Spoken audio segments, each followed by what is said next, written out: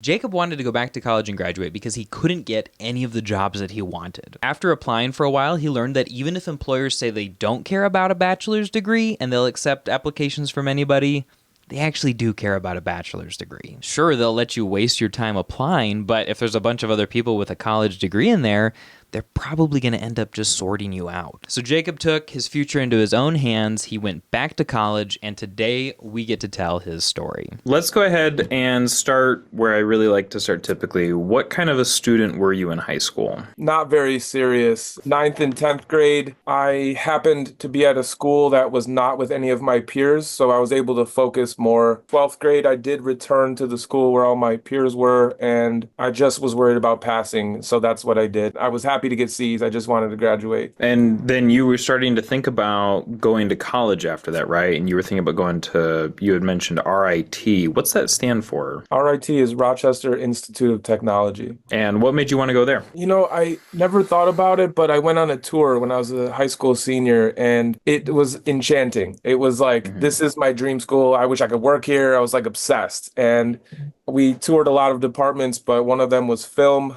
And I was interested in just making fun movies this is like 2006, 2007. And I was making silly, YouTubes. And that was all I thought. I wasn't thinking career-wise, but I was like, I'm going to go to RIT. I'm going to learn film. And it didn't really go that way. But Oh, well, how did it turn out? Give us kind of the RIT story here. so I applied, and with mediocre high school grades, they did not take me. It is I don't know where it is on the list, but it's a top 100 school in the US for undergrad. And so they didn't take me. So I was like, all right, I'll go to community college and kind of do 2+2. A lot of my peers were doing the same thing, so I wasn't worried about it, but went and took up like social work as my major, and I couldn't really explain why. I just wanted to like save the world, and I was not motivated by money factors. I just wanted to be a good guy and go to college. None of my classes had anything to do with social work. They were just like gen ed. But eventually I realized I need to change my program. This doesn't make any sense. So got my associates after 3 years,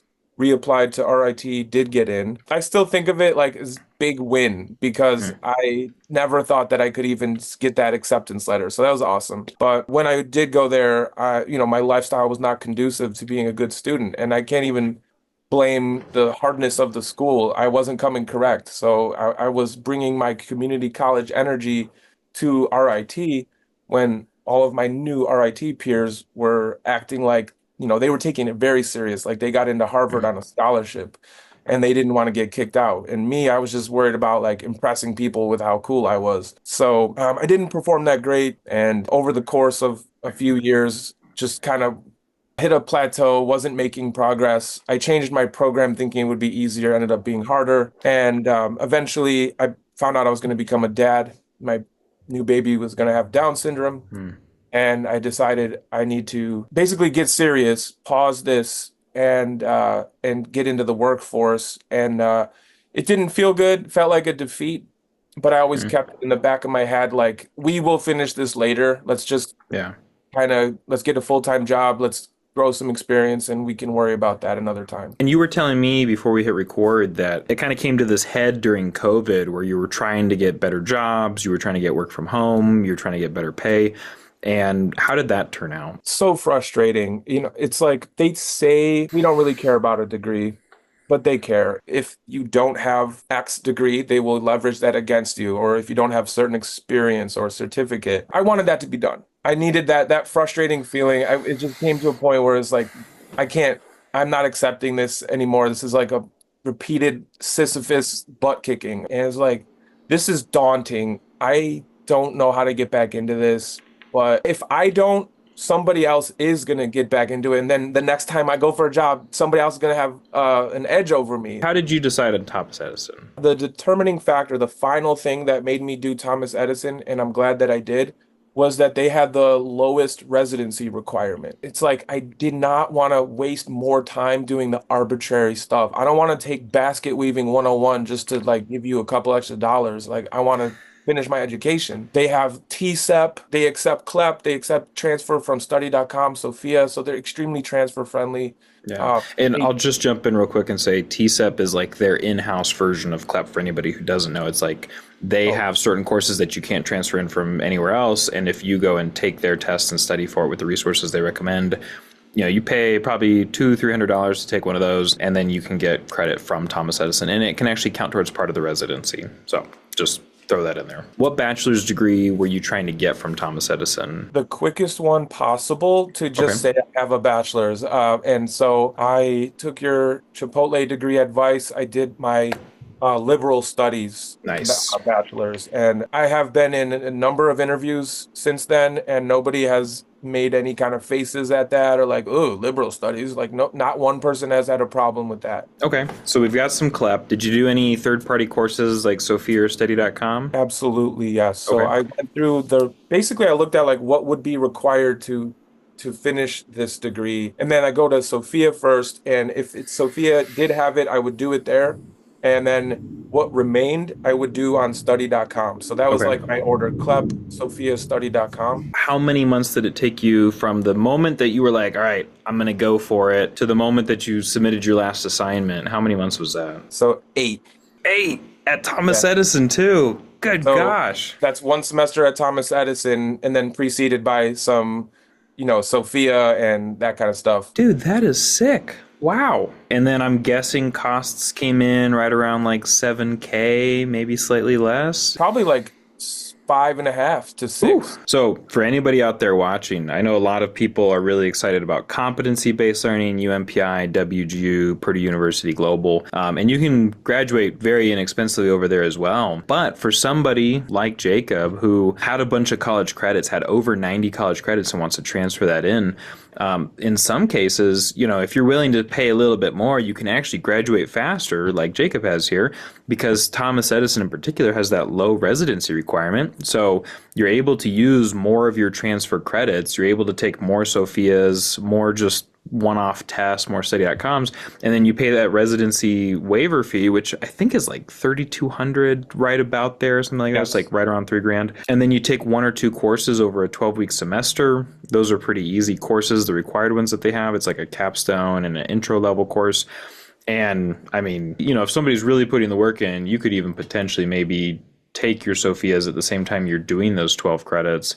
So the options are out there. There's a lot of really good stuff. And this is frankly amazing. It is really, really cool. I graduated from Thomas Edison, so it's always really fun to hear about somebody who went and beasted it out at the old school, college hacking school. 2 final questions for you from me. Number 1, now that you've got this degree, how is your life different? And what have you been able to do with it or are planning to do with it? That degree helped me. I feel like it helped me get a promotion at my company. So Nice. from a more general IT to a cybersecurity administrator, and I don't think that would have, and it obviously came with some increase in wage. So I'm assuming it's probably paid for itself at this point, the yeah, bachelor's degree?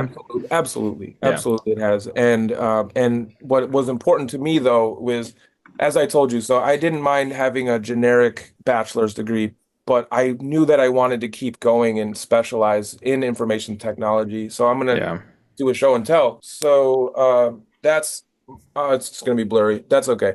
That's my master's from WGU Nice. that I was able to recently get. So that was a 1-term thing, and I'm glad that I tried WGU. It was different, but it was better than I expected. And so the bachelor's, more so than the promotion, the bachelor's unlocked my ability and opportunity to pursue a specialized master's. Now nobody will care about my liberal studies bachelor's because they're going to be more looking at my information technology Yeah. master's. So Right. Even if they had cared in the first place, now it really doesn't matter. And I think you had sent a message to me that you are applying for yet another degree, or that's true. is that still happening? That is true. So in a few weeks, I'll be interviewing with the dean of the School of Business for Thomas Edison. I liked it so much, I'm going back, hopefully, and to pursue a Doctor of Business Administration. Whew. All right, man. And you started in 2023. It's 2024. You've gotten 2 degrees. You're about to start work on your 3rd. If you were to talk to your former self or somebody else who's in the same situation early last year, what would be the number one piece of advice you'd give them? Waste no more time. Do it today. Okay. I like it. And you Simple, just, but it's true. yeah. And you said it so succinctly. They have no excuse to like sit around and listen. Like, just go get started right now. It's so simple. It's doable. You are ready. That's awesome. Well, Jacob, this is super inspiring for a lot of people I know. I really appreciate you taking the time. Let me know when you hit that DBA. Of course. Thank you for having me.